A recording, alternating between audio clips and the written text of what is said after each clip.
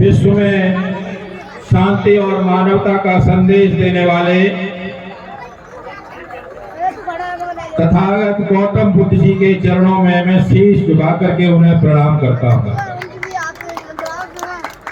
साथ ही साथ विश्व रत्न परम पूज्य बाबा साहब डॉक्टर भीमराव अंबेडकर जी के चरणों में भी शीश झुकाकर प्रणाम करता हूँ। ग्राम ईसेपुर में बाबा साहब की 133वीं जयंती के उपलक्ष्य में आयोजित कार्यक्रम में उपस्थित सभी मंच पर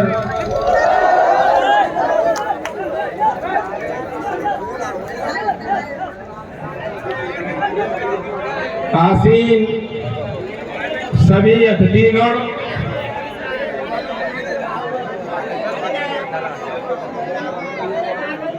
दूर दराज क्षेत्र से आए हुए सभी गणमान्य, सभी माताएं और बहनें, नौजवान साथियों, प्यारे बच्चों, आप सभी को जय भीम, इंकलाब जिंदाबाद। साथियों, बाबा साहब की जयंती है और बाबा साहब के बारे में सभी लोग अच्छी तरह से जानते हैं कि बाबा साहब का जन्म 14 अप्रैल 1891 को मध्य प्रदेश में हुआ था। पूरी अगर कहानी बताई जाए बाबा साहब के बारे में तो बहुत लंबा समय व्यतीत हो जाएगा। बस बाबा साहब के बारे में 2-4 बातें मैं आपके साथ शेयर करना चाहता हूं। बाबा साहब की शिक्षा और दीक्षा किन कठिन परिस्थितियों में संपन्न हुई उसे मैं आपको बताना चाहता हूं। बाबा साहब की शिक्षा ऐसे प्राप्त की उन्होंने, विद्यालय में बैठने को जगह नहीं, पीने को पानी नहीं, वहाँ के टीचर उनकी किताब कॉपी पट्टी को हाथ लगाने को तैयार नहीं। और तो और बाबा साहब ने अपनी आत्मकथा में लिखा कि जिस दिन चपरासी नहीं आता था उस दिन मुझे पानी नहीं मिलता था। नो प्योर और नो वाटर। ये बाबा साहब की कठिन तपस्या रही कि बाबा साहब ने इन विषम परिस्थितियों में रहकर शिक्षा प्राप्त की। क्योंकि बाबा साहब जानते थे कि इस देश में अगर सभी दुखों का निवारण है, अगर इस देश में सम्मान पाना है, इस देश में छुआछूत को भगाना है, तो केवल एक ही रास्ता है, शिक्षा। शिक्षा के अलावा और कोई दुनिया में कोई रास्ता नहीं है जो आपको सम्मान दिला दे। बाबा साहब ने अपनी मैट्रिक परीक्षाएं अपने देश में पास की और उच्च शिक्षा के लिए बाबा साहब विदेश में चले गए। वहां से 32 डिग्री 9 भाषाओं का ज्ञान, 4 विषय में पीएचडी करने के बाद जब बाबा साहब देश में लौटे तब भी बाबा की हालत में कोई सुधार नहीं हुआ। चाहे नौकरी के नाम पर छुआछूत हो, चाहे किसी और काम पे हो, लेकिन बाबा के साथ अन्याय हमेशा होता रहा। और इस अन्याय होने का एक कारण है, वो सबसे बड़ा कारण है ये वर्ण व्यवस्था। इस देश में जो वर्ण व्यवस्था लागू की गई, इस वर्ण व्यवस्था ने इस देश का सत्यानाश करके रख दिया। और ऐसे वर्ण बनाए गए, एक वर्ण ऊंचा, फिर एक उससे और नीचा, फिर एक और नीचा, फिर एक और नीचा। ये देश बड़ा विचित्र है हमारा। और बाढ़ की व्यवस्था कैसे बनाई गई? पूरे विश्व में बच्चा पैदा होने का एक ही स्थान होता है, लेकिन ये देश बड़ा विचित्र है जिसमें बच्चे मुख से भी पैदा होते हैं, भुजाओं से भी पैदा होते हैं, नाभि से भी पैदा होते हैं, पैरों से भी बच्चे पैदा होते हैं।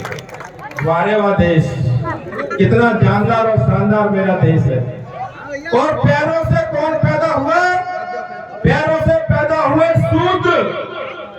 और शूद्र में कौन आया? ऊपर के 3 वर्ण तो 3 अपने वर्ण हो गए, लेकिन नीचे का जो वर्ण था उसमें हम सब लोग थे, जिसमें दलित और पिछड़े वर्ग के लोगों को पैरों से पैदा होकर के दिखाया गया, जिनको चौथे वर्ण में रख करके सबसे नीचा गिराया गया।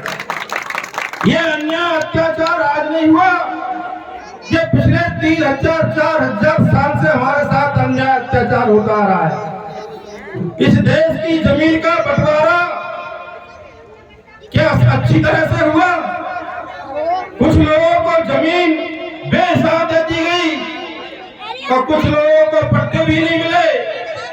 आखिर ये जमीन तो प्रकृति की दी हुई जमीन है। गौतम बुद्ध ने कहा कि मानव मानव एक समान। जब गौतम बुद्ध ने 2000 साल पहले कह दिया कि मानव मानव एक समान, तो बताओ फिर जमीन का बंटवारा हम लोगों में बराबर क्यों नहीं हुआ? आखिर ये अन्याय अत्याचार करने वाले कौन लोग थे, ये आपको याद रखना पड़ेगा।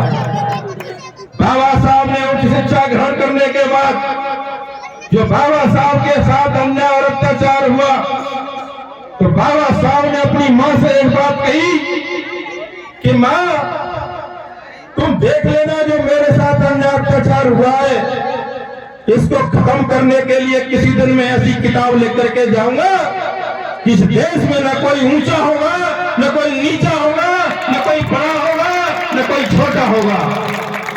जब बाबा साहब को मौका मिला संविधान लिखने का, कुछ लोग कहते हैं कि बाबा साहब को संविधान की प्राक्कलन समिति का अध्यक्ष बना करके हमने तुम पे एहसान कर दिया है।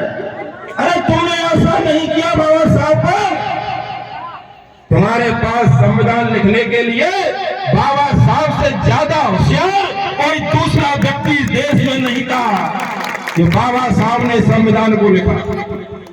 26 जनवरी 1949 को बाबा साहब ने संविधान कड़ी मेहनत करने के बाद 2 साल 11 महीना 18 दिन की मेहनत के बाद जब प्रस्तुत किया, डॉक्टर राजेंद्र सिंह और पंडित जवाहरलाल नेहरू के हाथों में उसकी कॉपी थी, तो बाबा साहब ने एक शंका जाहिर की थी कि संविधान तो मैंने अच्छी तरह से लिखा है, लेकिन संविधान को लागू करने वाले लोग अगर अच्छे होंगे तो ये संविधान बहुत अच्छा है, और संविधान को लागू करने वाले अगर लोग बुरे होंगे तो ये केवल एक कागज के टुकड़ों का पुलिंदा है और इसके अलावा कुछ नहीं है। ये बाबा साहब ने शंका जाहिर कर दी। बाबा साहब ने दलितों के लिए, पिछड़ों के लिए, महिलाओं के लिए, श्रमिकों के लिए, हर वर्ग के लिए उसमें लिखा। और लोग क्या कहते हैं? लोग कहते हैं कि बाबा साहब दलितों के नेता थे। दलितों का नेता बता करके बाबा साहब का कद छोटा किया गया इस देश में।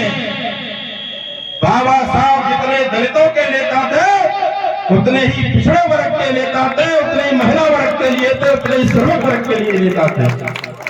बाबा साहब ने हर वर्ग के लिए काम किया, सवर्णों के लिए भी काम किया है बाबा साहब ने। महिलाएं तो सबकी है, चाहे सवर्णों की हो, चाहे पिछड़ों की हो, चाहे दलितों की हो, चाहे अल्पसंख्यकों की हो। महिलाओं के लिए तो सबसे ज्यादा काम किया बाबा साहब ने। महिलाओं को तो शिक्षा का अधिकार नहीं था, बाहर निकलने का अधिकार नहीं था, कपड़ा पहनने का अधिकार नहीं था। कैसे कपड़े पहने जाएंगे, कैसे साड़ी पहने जाएगी, ये सब अधिकार बाबा साहब ने दिलवाए। और बाबा साहब ने आर्टिकल 13 में लिखा, संविधान का आर्टिकल 13 में बाबा साहब ने लिखा कि 26 जनवरी 1950 से संविधान लागू हो रहा है।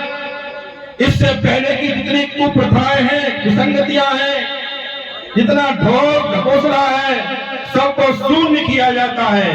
सब शून्य हो गए, कोई कुप्रथा नहीं चलेगी। आर्टिकल 14, 15, 16 इनमें लिखा समानता का अधिकार। आर्टिकल 14 कहता है धर्म, मूल, जाति, लिंग और जन्म स्थान के आधार पर न कोई आदमी बड़ा है, न छोटा है, न ऊंचा है, न नीचा है, सब समान है। ये बाबा साहब ने आर्टिकल 14 में लिखा है।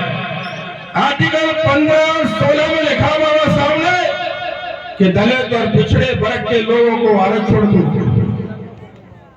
आर्टिकल 340 को केवल पिछड़े वर्ग के लोगों के लिए लिखा।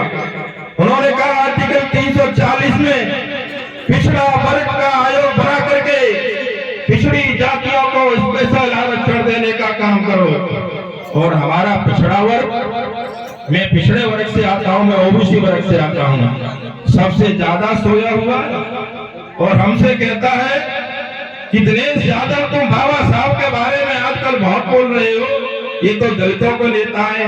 अरे पिछड़े समाज के लोगों जाग जाओ।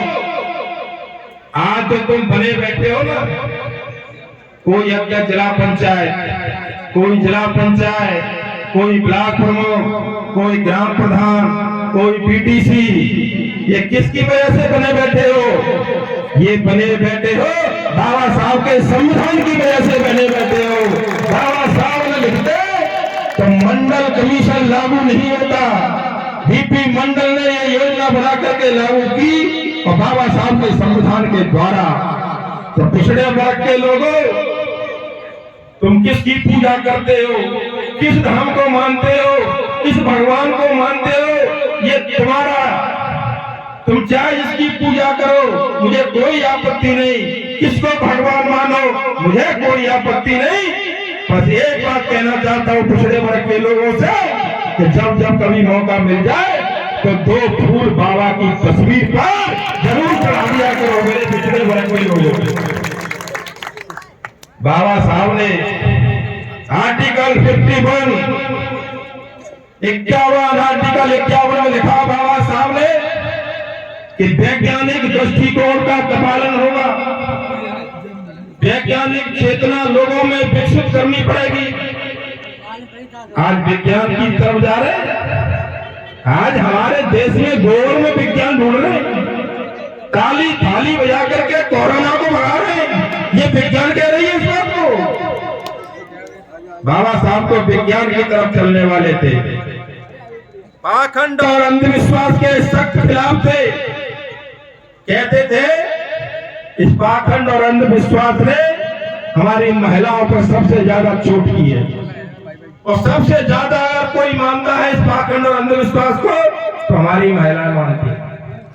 मैं पूछना चाहता हूं अपनी बहन बेटियों से, माताओं से, आप किसकी पूजा करेंगी, किसको भगवान मानेंगी, किसको देवी मानेंगी, किसका व्रत रखेंगी, ये आपका निर्णय है। मैं किसी का विरोधी नहीं हूं, लेकिन बाबा साहब ने एक बात कही थी, ये मंदिर जाने वाली भीड़ जिस दिन स्कूल की तरफ चली जाएगी इस देश का कल्याण हो जाएगा। मैं किसी मंदिर के खिलाफ नहीं, मस्जिद के खिलाफ नहीं। मैं एक बात पूछना चाहता हूं, हमारी माता बहनें बैठी, बेटियां भी बैठी होंगी, जब तुम्हारी शादी के लिए कोई गोद भरने आता है कि आज बेटी की गोद भरी जाएगी, तो लड़का पक्ष का व्यक्ति बेटी से ये सवाल करता है कि तुमने कितने व्रत रखे, कितनी कथा सुनी है, कितनी माता पर लोटा चढ़ाया है, कितनी आपने आरती याद है। कोई पूछता है आपको, हाथ आगे उठाई करके अच्छी बताओ क्या है, कोई पूछी आज तक किसी ने? क्या पूछा कि बेटी नाम क्या है और कितने में पढ़ती हो? किसके बारे में पूछा? शिक्षा के बारे में। तो जब शिक्षा के बारे में पूछा जाना है तो फिर शिक्षा पर ही ध्यान दो, फिर काय को चक्कर में पड़ रहे हो घर की बातों, इस अंधविश्वास और पाखंड से दूर हो। यही कहना चाहता हूं मैं नौजवानों से, जब लड़कों को लड़की वाला देखने आता है तो बताओ ईमानदारी से, किसी ने ये पूछा है क्या बता कितनी कावड़ लाए हो? किसी ने पूछा है? सादा कांवर लाए हो ढाक कांवर लाए हो, पूछिए कितनी भागवत सुनी है, पूछिए कितनी कथाओं में गए हो, किसी ने पूछा है? क्या पूछते हैं कि बेटा नाम बताओ और ये बताओ कितने पढ़े हो। जब हर जगह शिक्षा ही पूछी जानी है तो फिर शिक्षा पर जोर दो। बाबा साहब की आज पूजा क्यों है? बाबा साहब को आज लोग क्यों मानते हैं? जो बाबा साहब शिक्षित थे। बाबा साहब शिक्षित न होते तो बाबा साहब को कोई पूछता नहीं। पूरे भारत की बात छोड़ो, अभी तक इतनी डिग्रियां पूरे विश्व में कोई नहीं ले पाया है जितने बाबा साहब ने ली। और बाबा साहब की शिक्षा के बाद बाबा साहब को मिला क्या? जिस समय बाबा को स्कूल में बैठने नहीं दिया जाता था, जिस बाबा साहब को आज देश में उस बाबा साहब के नाम से इंटर कॉलेज और डिग्री कॉलेज और विश्वविद्यालय खुल रहे बाबा साहब के नाम से आज देश में। जिस बाबा साहब को बैलगाड़ी में बैठने से उस बैलगाड़ी के मालिक ने मना कर दिया था, जिसमें बैलगाड़ी में नहीं बैठ सकते थे बाबा, आज बाबा के नाम से देश में जहाज उड़ रहे हैं, एयरपोर्ट के नाम हो रहे हैं बाबा के नाम से। आज ये शिक्षा में ताकत है बाबा साहब। और तो और बाबा साहब के नाम से नफरत करने वाले लोग, जो बाबा साहब के नाम से नफरत करते हैं, उनकी भी मजबूरी है कि बाबा साहब के नाम से आज ब्लॉक, तहसील और जिलों के नाम भी बाबा साहब के नाम पर रखे जा रहे हैं। ये याद कर लो, ये बाबा साहब में ताकत है, ये शिक्षा की ताकत है, ये और किसी की ताकत नहीं है। बाबा साहब पढ़े लिखे नहीं होते तो बाबा साहब को कोई पूछता नहीं। पूरे विश्व में अगर सबसे ज्यादा मूर्तियां मिलेंगी तो गौतम बुद्ध की मिलेंगी, और सबसे ज्यादा मूर्तियां अगर तोड़ी गई हैं तो बाबा साहब की तोड़ी गई है, याद रखना। और बाबा साहब की मूर्तियां क्यों तोड़ी गई? बाबा साहब की मूर्तियां इसलिए तोड़ी गई कि बाबा साहब को नीचा दिखाने का काम और बाबा साहब को डाउन करने का काम किया गया। लेकिन बाबा साहब की मूर्ति तो तोड़ सकते हो, लेकिन बाबा साहब के विचारों को नहीं तोड़ पाओगे। तो पूरे देश और दुनिया में आज विचार गूंज रहे हैं। इसलिए बाबा साहब ने कहा कि मुझे मत पूछना, मैं व्यक्ति पूजा के खिलाफ हूं, मुझे मत पूछना, मेरे विचारों को आगे बढ़ाना, मेरी किताबों को पढ़ना। आगरा में बाबा साहब ने एक अंतिम भाषण दिया था और बाबा साहब ने कहा था, इस कारवां को लेकर के मैं यहां तक आया हूं। एक पढ़े लिखे लोगों, इस कारवां को आगे बढ़ाना। अगर ये कारवां आगे न बढ़ पाए तो इस कारवां को पीछे मत ले जाना। क्या ये हो रहा है? आज कहां है बाबा साहब का कारवां? बाबा साहब का कारवां तो हजारों किलोमीटर पीछे चला गया। जिसका बाबा साहब विरोध करते थे, आज हमारे मानने बाबा साहब को मानने वाले आज वही गलती कर रहे। बाबा साहब कहते थे कि हाथ में बंधा जो कलावा है तुम्हारा, वो गुलामी का प्रतीक है। मैं कमेटी के ही लोगों के हाथ में बना हुआ कलावा देख रहा हूँ, मुंह से कह रहे हैं जय भी और हाथ में दिखा रहे हैं कलावा। ये नहीं चलने वाला है। अरे कुछ तो सुधार कर लो। पूरी तरह से तो बाबा साहब बन नहीं पाओगे, पर कम से कम बाबा साहब की कुछ तो मान लो। बाबा साहब को पूछने से कुछ नहीं होगा। बाबा साहब को कुछ लोग भगवान बनाना चाहते हैं, लेकिन बाबा साहब को भगवान मत बनने देना। जिस दिन बाबा साहब भगवान बन गए, तुम्हारे हाथों से निकल जाएंगे बाबा साहब। तो भगवान का क्या काम है? भगवान का तो ये काम है कि भगवान की मूर्ति है, उसको लोग पूजते हैं और उससे मन्नत मांगते हैं कि हमें पास कर दो, हमारे व्यापार बिजनेस में हमारा कुछ लाभ हो जाए। लेकिन भगवान विचार नहीं पढ़ते। भगवान मर्यादा पुरुषोत्तम राम के विचार देखो, भगवान श्री कृष्ण के विचार पढ़ो देखो। भगवान राम के विचार नहीं। रामायण को तो पढ़ेंगे, लेकिन रामायण की जो लिख रही है उसे नहीं मानेंगे। राम को मानेंगे, कृष्ण को मानेंगे, लेकिन न राम की मानेंगे न कृष्ण की मानेंगे। इसलिए अगर जीवन में तरक्की करनी है, अगर जीवन में तरक्की करनी है तो इस अंधविश्वास और पाखंड से बाहर निकलो। बाबा साहब कहते थे कि भले ही पैर में जूते न हो, भले ही एक समय खाना खा लेना, लेकिन अपने बच्चों को जरूर पढ़ा लेना। मैं भी आपसे यही अपील करने आया हूं, अगर आपको तरक्की करनी है, आपको ये गुलामी की जिंदगी से बाहर निकलना है, रोज रोज हो रहे अपमान से आपको बाहर निकलना है, तो अपने बच्चों को पढ़ा लो। चाहे खेत बेचना पड़े, मकान गिरवी रखना पड़े, कम मकान में रह लो, सस्ते कपड़े पहन लो, तीज त्योहार कम मना लो, कथा भागवत में दान कम कर लो, मंदिर मस्जिद में चढ़ावा कम कर लो। ये कावड़ वगैरह के आलतू फालतू खर्चे बचा करके पूरा का पूरा पैसा अपने बच्चों पर खर्च करो, तब आपको मोक्ष मिलेगा। इसके अलावा और कोई दूसरा रास्ता नहीं। शिक्षा से ही आपको सम्मान मिलेगा। अगर ईश्वरपुर का कोई एक लड़का डीएम बन जाएगा यहाँ से, तो बताओ किसी अधिकारी की, किसी कर्मचारी की हिम्मत है या किसी दबंग व्यक्ति की हिम्मत है कि ईश्वरपुर के किसी व्यक्ति के साथ कोई अन्याय कर जाए? किसी की हिम्मत नहीं पड़ेगी। सबको मालूम है कि ईश्वरपुर में एक लड़का डीएम है, अगर आपत्ति आ जाएगी तो हमारी मदद कर देगा। इसलिए हम चाहते हैं कि अपने बच्चों की शिक्षा पर ध्यान दो, फालतू के खर्चों पर बिल्कुल कटौती कर दो। ज्यादा बड़ी महंगी शिक्षा नहीं है, हालांकि शिक्षा की हालत बहुत खराब है इस समय। प्राथमिक शिक्षा बिल्कुल बेकार हो चुकी है, लेकिन अब जैसी है तैसी में से ही बच्चों को आगे बढ़ाना है। मैं अपने हिस्से का काम कर रहा हूँ, मैं अपने हिस्से का काम कर रहा हूँ जितना कर सकता हूँ। मैंने कोई गारंटी नहीं ली है कि मैं पूरे समाज को सुधार दूंगा, बहुजन समाज के लोग, लेकिन मैं अपने हिस्से का काम कर रहा हूँ। ऐसे ही आप भी अपने अपने हिस्से का काम करते रहो, परिवर्तन होगा, कोई रोक नहीं पाएगा। और मैं कह रहा हूँ आपसे, बोलना सीखो, तर्क करना सीखो। गौतम बुद्ध ने कहा था कि डरो मत। क्या कहा था? डरो मत।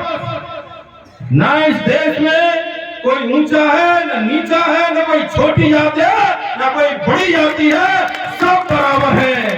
इसलिए सभी लोग स्वाभिमान और सम्मान के साथ अपना जीवन जीना सीखो। और मैं कितना काम कर रहा हूँ, बस 2 मिनट में अपनी बात खत्म करूंगा। एक वन में आग लग गई, आग लगने के बाद पक्षी चिड़िया उड़ने लगी। उसमें से एक चिड़िया थोड़ा सा पानी अपने लाए, चोंच में बूंद 2 बूंद और आग पर डाले, और बार बार वो यही करे, आग पर डाले, पानी लाए, आग पर डाले। तो वो चिड़िया और जो थी, उड़ रही थी, दौड़कर देख रही थी, वो हंस रही थी और कह रही थी, ए तेरे बुझाने से आग बुझ जाएगी, जल जाएगी, मर जाएगी। तो उस चिड़िया क्या क्या शानदार जवाब था, जरा गौर करके सुनना। वो चिड़िया बोली, सुनो, जिस दिन वन में लगी आग का इतिहास लिखा जाएगा, उसमें तुम्हारा नाम तमाशा देखने वालों में लिखा जाएगा और मेरा नाम आग बुझाने वालों में लिखा जाएगा। इसलिए मैं कहता हूँ अपने अपने हिस्से का छोटा छोटा काम करते रहो। आज मैं किसी सरकार और पार्टी में बात नहीं करूंगा, ये बाबा साहब की जयंती का कार्यक्रम, लेकिन फिर भी एक बात कहूंगा, क्या संविधान पर खतरा है? संविधान पर खतरा है।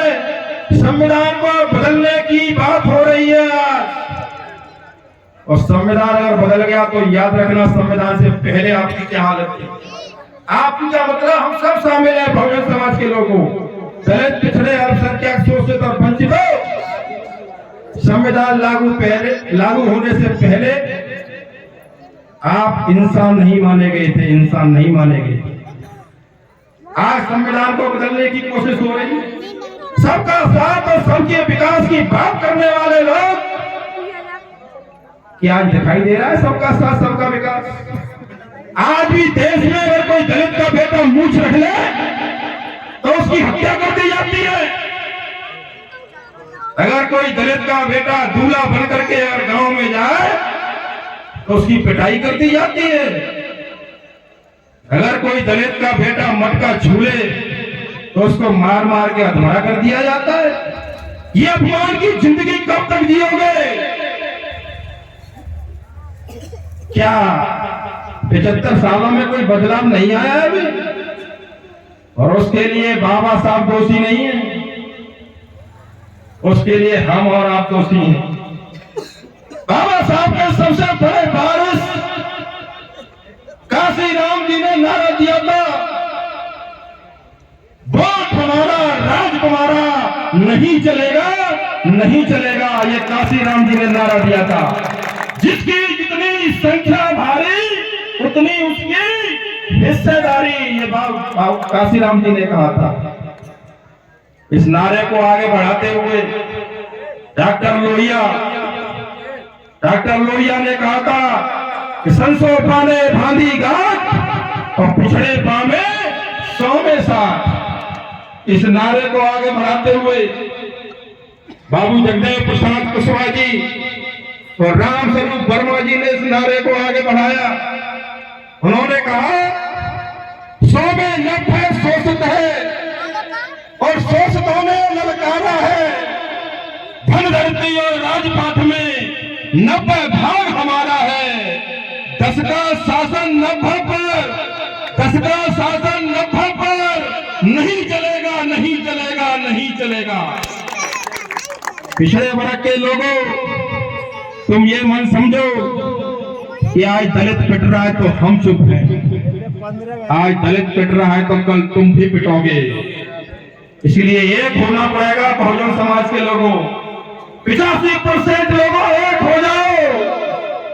जब एक हो जाओगे तो इस देश पर राज अपना होगा, और जब सत्ता की चाबी अपने हाथ में होगी तो कोई माई का लाल आपका अपमान नहीं कर पाएगा, कोई मूछ रखने पर आपकी हत्या नहीं कर पाएगा, कोई दूल्हे चढ़ के जाएगा तो कोई रोक नहीं पाएगा उसको। इसलिए यही अपील करने आए हैं कि अपने अपने घरों में संविधान की किताब लाओ।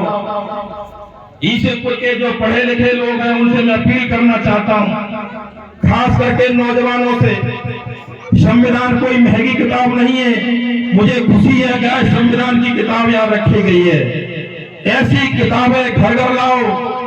आप आरती की किताबें पढ़ो, मुझे कोई दिक्कत नहीं। आप रामायण पढ़ो, मुझे कोई दिक्कत नहीं। गीता पढ़ो, मुझे कोई दिक्कत नहीं।